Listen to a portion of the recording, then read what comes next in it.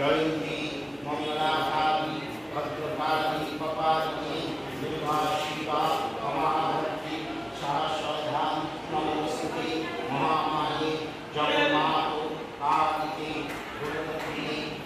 25 জন এবং নেপালের একজন তাদের সিঁদুর মুছে দিয়েছিল পাকিস্তানের আর জঙ্গিরা।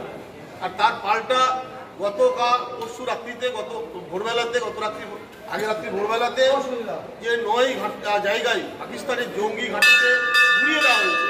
এই যে যোগ্য জবাব দিয়েছে আমাদের বাংলার ভারতবর্ষের মায়েদের সিঁদুর কেড়ে নেওয়ার যে পরিণাম পাকিস্তানকে হারে হারে টের পেয়েছে।